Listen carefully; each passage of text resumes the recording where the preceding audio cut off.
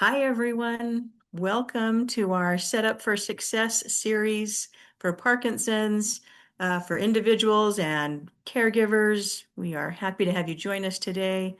I'm Melissa Mauchley. I'm one of the social workers working in neurology and working with our folks in our Parkinson's community. Caring for the care partner. We do these sessions, these meetings in conjunction with the partnership between the University of Utah and the Parkinson's Foundation. And so we are grateful for their support, which allows us to do these. And again, I'm Melissa Mauchley, licensed clinical social worker here in the Department of Neurology. And my role is education and meeting with care partners typically and patients, offering education, resources, supports, and those types of just that kind of care and support that individuals need that are living with neurodegenerative diseases, such as Parkinson's disease. So with that in mind, let's jump into our care partners focus today. A lot of the information that I'm going to share and go over comes directly from the Parkinson's Foundation's website.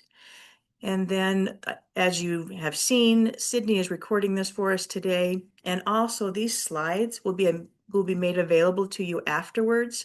And all of the links on each of the slides are active.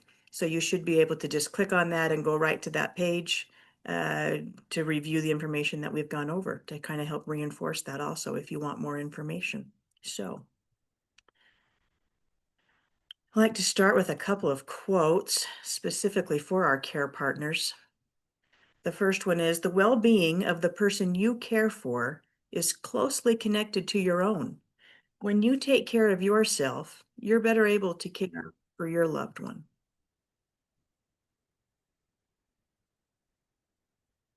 And then the next quote, as Parkinson's and its symptoms evolve, your role as a care partner will also evolve. Your experiences will be uniquely your own, and support is available. You are not alone.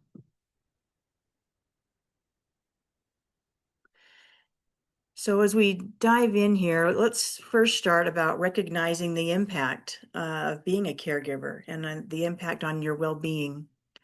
The physical effects that can be experienced. We know that continuous caregiving, regardless if it's in the realms of Parkinson's or other circumstances, continuous caregiving can lead to exhaustion and physical health decline over time. Our caregivers often experience stress and emotional fatigue, impacting their mental health and their well-being. And we know that there's importance in early recognition of what we're experiencing. Identifying stress and fatigue, identifying these early helps prevent burnout and supports our health maintenance. So in these realms, especially with Parkinson's, we talk a lot about symptoms, and as care partners, we might talk a lot about stress. What I want to show you here, this is not any kind of test. It's not anything that's scientific. This is just a checklist. I like to have caregivers not only identify maybe symptoms and stress and of course those things that are heavy, but maybe there's things that are actually going well, okay, or things that are going well that you're doing okay at also, right? So this is just a checklist, and again, this is going to get sent out to you, so don't think you have to like take this all in or whatnot right now, but there's different sections on here that you can see. There's emotional well-being. There's a section about thinking and coping. There's a section about daily care and self-care. There's a section about boundaries and support. And there's a section about relationship and meaning. And you can just rate yourself, maybe with regards to these statements, how well you're doing with a yes, a sometimes, not right now. And it asks you to think about these things over the past 2 weeks. So again, yes, it's important to identify symptoms. Absolutely, it's important to identify how stress is affecting us. And I also think it's important for us to just take a look at, are there some things that I'm doing well at or that are going well for us? And give that attention also. Um, and as you go through this checklist, you can also identify, well, if all of the answers are sometimes, or if all the answers are not right now, maybe there are some things I want to give attention to. It's not about judgment or about I'm doing things good or bad. It's awareness. And awareness is a chance to then, if I decide that things aren't going maybe the way I want, it's awareness to decide what I want to do with that information. And are there some changes that might help my overall well-being or help my person? So again, this isn't about judgment, this is about awareness. And so I want to just share that with you guys. On the Parkinson Foundation's website, they also have these questions that I thought were very just helpful. Filling in the blank. Number one, the most stressful thing about caring for someone with a chronic illness like Parkinson's disease is. Number two, the single most irritating thing is. And I like that number two because it's giving yourself permission. It's giving yourself permission to say, you know what, there are some things that are hard. There are some things that are irritating for me or causing me stress. And then also number three, the most rewarding thing is, and maybe giving a reframe to some of the things that you're experiencing. Are there some things in caregiving that are rewarding for you? So anyway, this can help identify maybe where you're at in this spectrum of caregiving and being a partner in someone with a chronic condition. Yes, as I touched on, we want to identify things that are going well, but it is important to acknowledge the burden in caregiving. Chronic, not chronic, let me use a different word, continuous caregiving can lead to burden and strain and burnout. Burnout is something that we do see often. And it's when an individual is just maybe completely emotionally and physically overwhelmed and exhausted. And our goal is to help caregivers recognize where they're at so we might avoid burnout. We can give ourselves moments and times to replenish and recenter and maybe avoid burnout, which obviously affects us and the person we care for. But sometimes we're not even aware of what the signs are, and so it's helpful to know what they are. So here is just a list, and as I go through this list, let me also say that it's important to know that you might feel these things from time to time. They might fluctuate. But if you start to feel these things more often than not, or you're noticing that this is maybe more of a chronic space for you in these kinds of responses, then maybe you are on your way to burnout, and it's time to maybe make changes. So the signs include isolation or even growing feelings of isolation. You might be thinking things like nobody knows or understands what we're really going through or what's going on for us. Feelings of bitterness towards friends or relatives who should help more. Maybe you have negative coping mechanisms, ongoing tendency to ignore or postpone or to take care of your own health needs. If there's a tendency to use alcohol or drugs to try to lessen the stress levels, maybe there's changes in your mental state. Maybe you have feelings of anxiety and uncertainty that are intrusive about the future. Feelings of anger at your care recipient or the situation, often followed by guilt. Maybe there's feelings of profound tiredness and exhaustion that aren't relieved by sleep. Emotional strain and stress often shows up as physical symptoms. Maybe you're noticing more headaches or maybe issues with digestion or, again, back to that fatigue. Not being able to concentrate or make decisions. And then at the bottom here, feelings of depression, despair, or hopelessness. These are all signs. And again, we're looking at the level of these types of signs, right? Again, you might have these periodically, very normal, but if they're intrusive, if you're noticing them more often than not, it's maybe time for a change to bring in more support or to have more respite or to talk with someone about these things. Again, on the Parkinson's Foundation's website, these are some things that they talk about, and we're going to dive into this more here in a moment, but these different options about managing stress or addressing your social needs, about being open with friends and family, seeking connection, accepting help, and addressing your own mental health care. At the top here, you can see it talks about when you go on an airplane. If you've been on an airplane, you've heard the beginning when the flight attendants tell us if there's concern or something happens and your oxygen mask is needed, please make sure you put on your own before assisting others.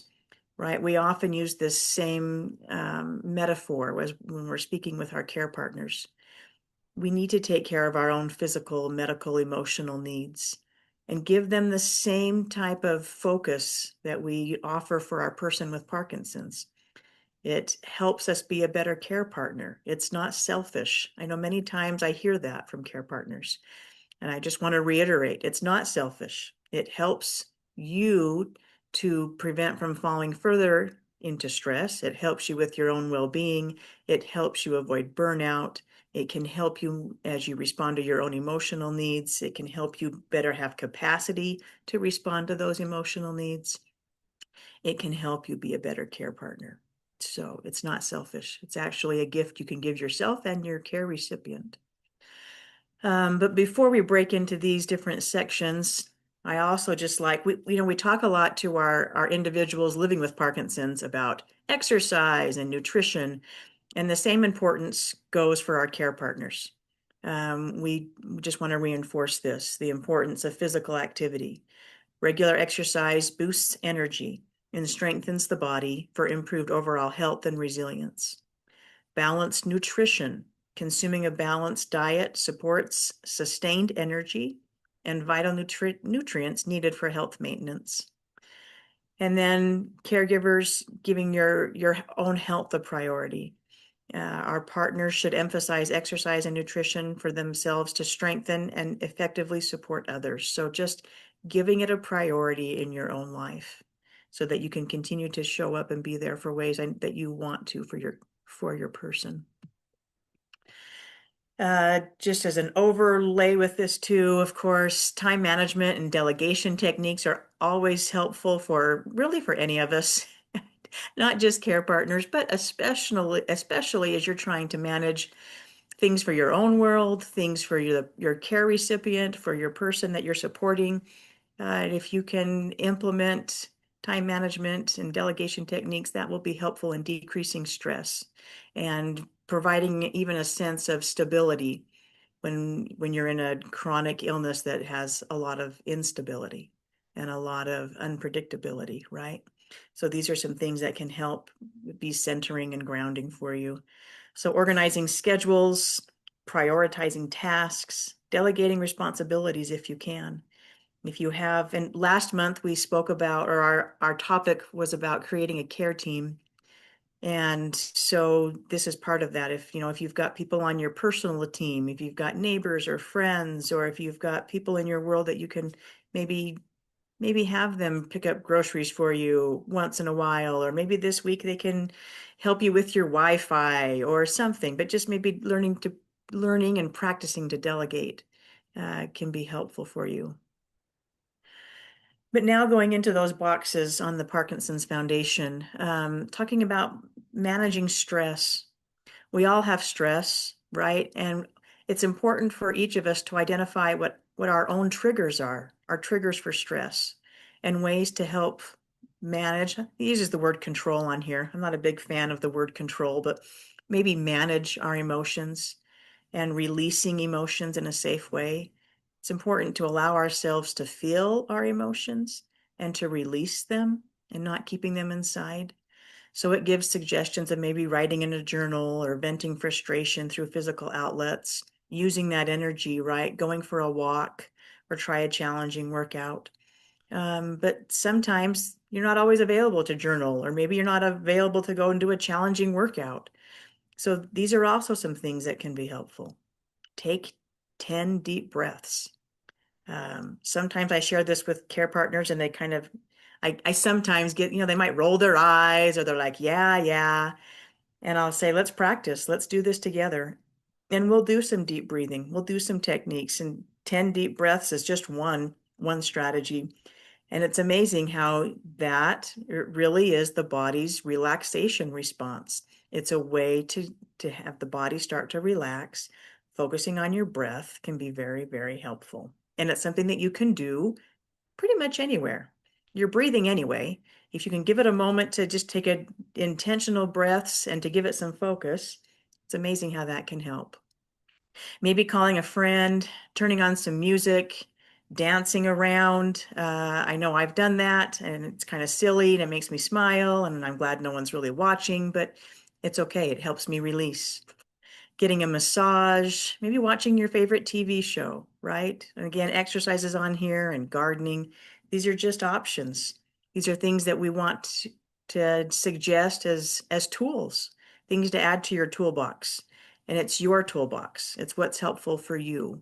If something works for someone else, great. If it doesn't work for you, it's okay to give yourself permission to say, you know what, that's not so helpful. I'm going to do something else instead, and maybe choose something on here or something else that you know resonates with you. Went too far. Let's go back. And then the next section is addressing your social needs. So sometimes our care partners and their loved ones isolate themselves, withdrawing gradually from their prior social life. And that might be because of symptoms. It might be because of emotions that you feel when you're with others. It might be for a variety of reasons. And it's okay to say that what you've done in the past maybe no longer works for your current needs or works right now, but are there ways that you can adapt? Are there ways that you can meet your needs and still be this care partner and be present for your person, but also for yourself, giving yourself permission to meet this need? So the first one on here is build an inner circle of friends, right? You should feel comfortable calling friends without feeling like you're imposing.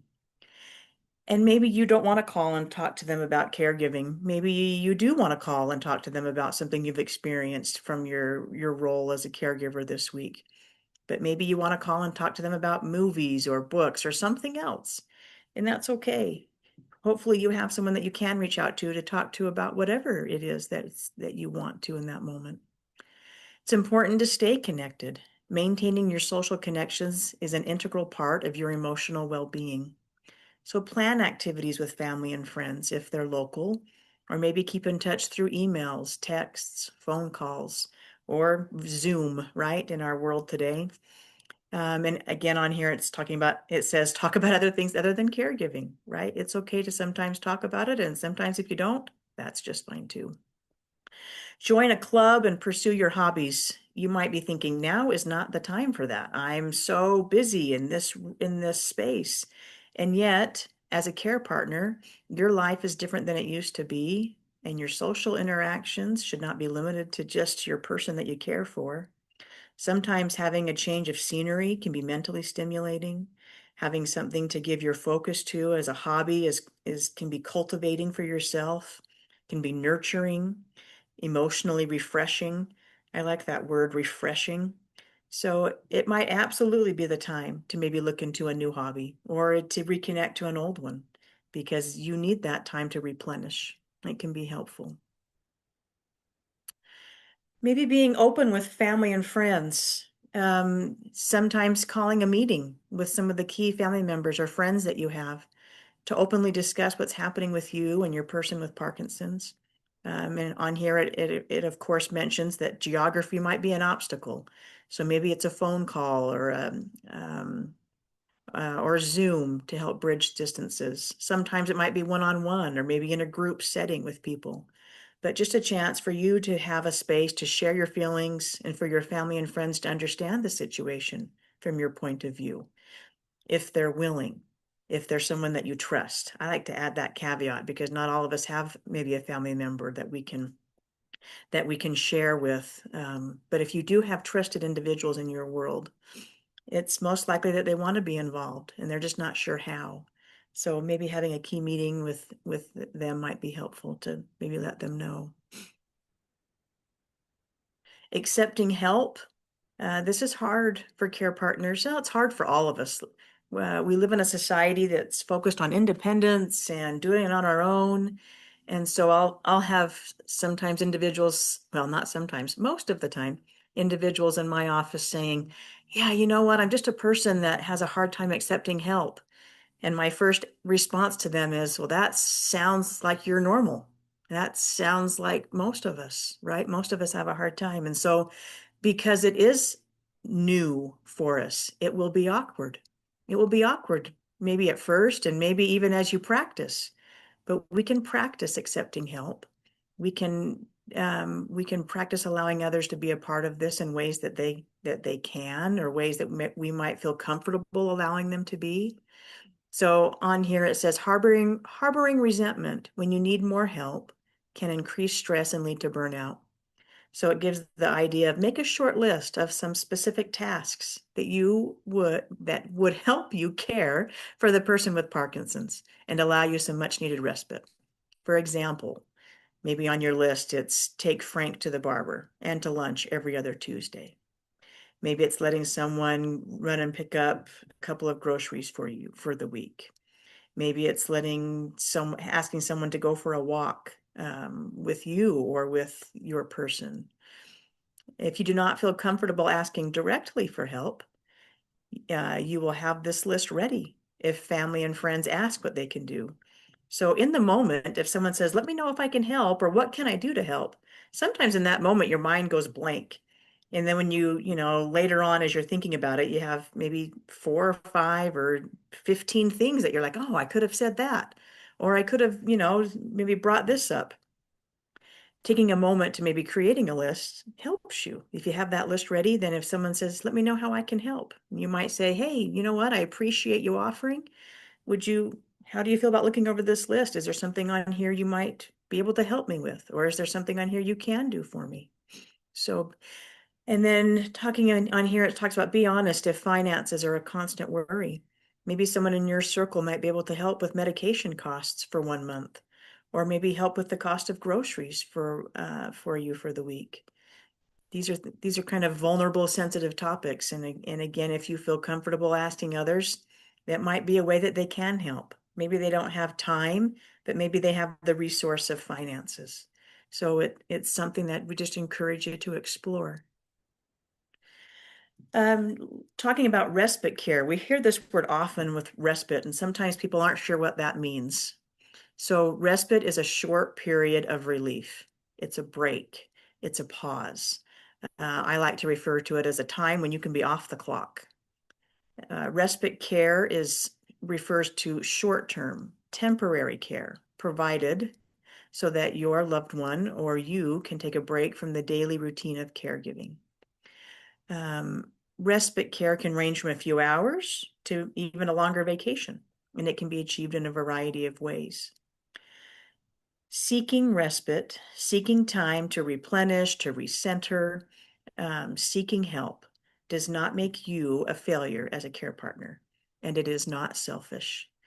And so if you have thoughts that maybe I'm selfish, or if you have thoughts about guilt, if you have thoughts that you're a failure, I just want to reinforce that those are just thoughts. It doesn't make them true. They're just thoughts. And if let me also just reinforce that it takes courage to ask for help. It takes courage to take a pause and to recenter. Respite is like an insurance policy against overtaxing yourself, so you can continue to provide quality care for the person with Parkinson's. Time off can help both of you, can help both you and the person with Parkinson's. Again, relax, recharge. I like that word earlier, refresh, recenter, renew, as well as socialize with other people. So it can be good for your emotional health in that regard as well. This type of respite care can be achieved through personal means, if it's family or friends, neighbors, maybe you're part of a faith community, maybe there's members of your congregation that might be of help. But also there are professional respite services as well. And there's in-home respite, and then there's also out-of-home respite. So in-home might look like, well, I'll just read this on the side over here. It's personal care with activities such as bathing, grooming, dressing, but it can also be companionship type respite.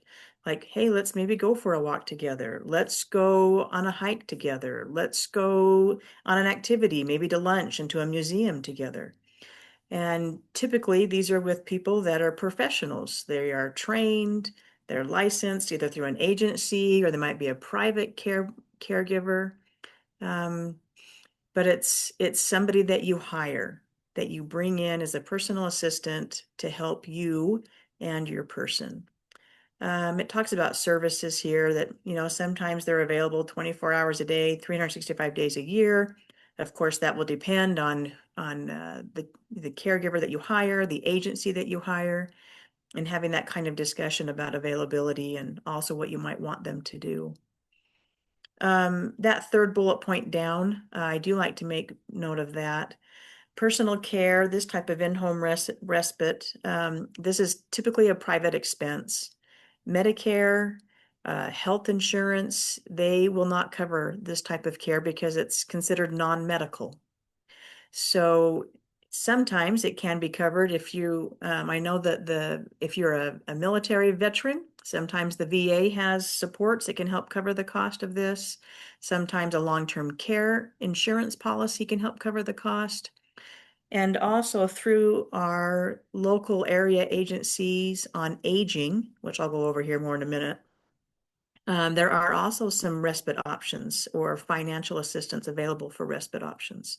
So there are some ways to connect to some, uh, if we can explore some of the financial barriers and see if there's some ways that we can help with that. But unfortunately, Medicare is not something that covers this quite yet. Um, and then at the bottom, it to talk about the area agencies on aging, which I'll go over again more here in a moment. Out-of-home respite can look like adult day programs, also known as maybe adult daycare. Here in Utah, there are several. There's a few in Salt Lake County, Utah County, Davis County. There's also some that we can connect you to in whatever area you might be living in. If you're outside of Utah, we can help connect you to those that are in your area and help you look to see if there are some available. But there's also other ones like the family care homes.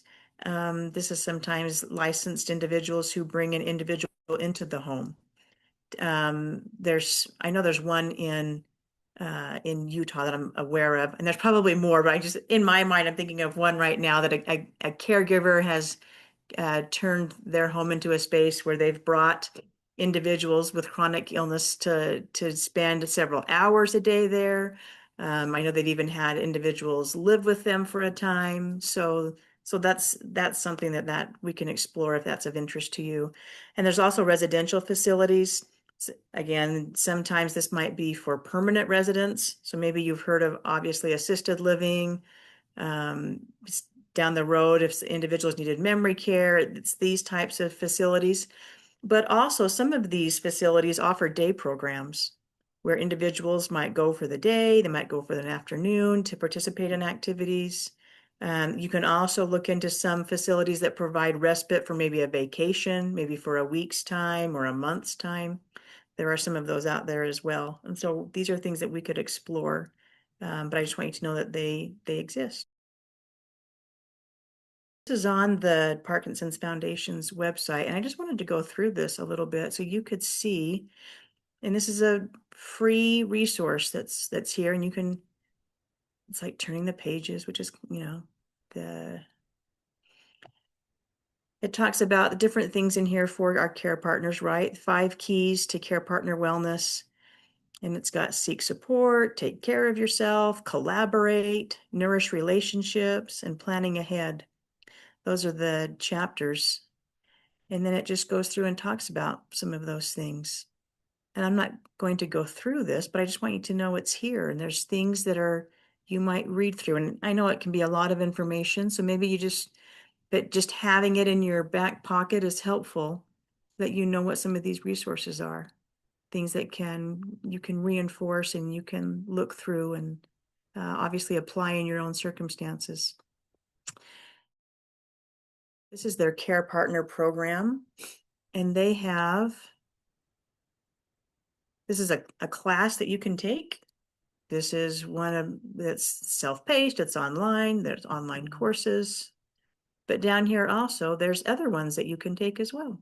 So there's information here with each of these topics: burnout, building a care team, nutrition, ambiguous loss, as we talk about grief and loss, right? That's something that, anyway, these are things that you can do on your own and in your own space, that at your own pace, that might be, more comfortable for you to do that. Of course, we want to come together at times like these, but we also want to make sure that you know about these resources too. So will be available also in the. It's important as a care partner to have the education, right? As I touched on at the beginning, Parkinson's disease, the symptoms evolve, the caregiving evolves, and we want to offer not only support, but support with regards to connection and community, but also support in the form of education. I know it's cliche, but knowledge really is power. And the more information you have about what your person might experience and how that might look, and strategies to respond to symptoms or strategies to promote quality of life, can be helpful, obviously, for all of us. So this is just an example of things that Sydney has sent out just recently, even in a email. And hopefully you're all on that and receive that.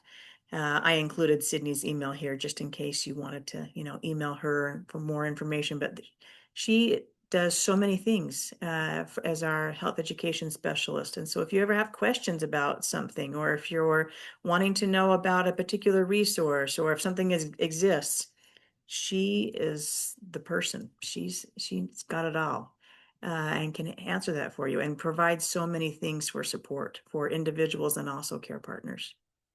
Along with classes and conferences, there's also support groups. And if you, this right here where it says support groups, this is a live link that Sydney recently sent out. And it links to this page here of all the different support groups, and they're for individuals and care partners. And so there are places where you can connect with other people that you can. And sometimes people think, oh, support groups are just a time maybe to sit around and vent, and I don't maybe need that. And yeah, maybe there are times when you want to go and maybe express what you're experiencing and there's frustration. And that's also a place of encouragement. It's a place to receive validation. It's a place for community and a place to know you're not alone. So support groups can be really helpful. I do like to add the caveat that sometimes this kind of setting, though, may not work for you. Maybe the support group setting isn't something that resonates with you or might cause you unpleasant emotions. It's okay to say that this is unhelpful or this is helpful. It's okay to give yourself permission to decide what works and what doesn't work. But we just want you to know that this is here if it's something you are interested in. And then, as I touched on earlier, every county in the US is under the umbrella of what's known as an Area Agency on Aging. So it's sometimes known as your Adult and Aging Services, but the technical term is Area Agency on Aging. If you're inside of Utah, here are all the offices for each of the different counties in Utah. If you're outside of Utah, this website here, this eldercare.acl.gov/home, you can go to that website, punch in your zip code, and it'll pull up who your area agency on aging is. It's a very valuable tool. There are classes and support groups for caregivers. As I touched on earlier, they often have respite programs or financial assistance for respite programs, which, though they might be limited given our government setting, but still it's something that's there that I encourage you to take advantage of. Find out if there is any kind of program or support that's available for you. Sometimes the agencies offer some in-home help. Maybe it's light housekeeping or something like that. That could be available. Everyone will vary based on just what resources and what they have available, but it's definitely something to look into. And then lastly here, just, promoting our own social work team here in neurology at the University of Utah. We have our social workers here that for counseling. These individuals are available to meet with patients, individuals experiencing Parkinson's, and work on things for their own mental health. My role is a little bit different. My role is more as the education. And again, I meet with care partners and individuals if they want to attend, by all means. But the focus is more on coaching our caregivers and providing that support to them, whether it's education, support, resources, just giving them that space to receive maybe some encouragement, validation, and some strategies. So if you wanted to connect with one of us or one of the other social workers, you would talk to your provider, or you could reach out to Sydney and she could help connect you to one of us. But we want you to know that your health, your well-being, it matters.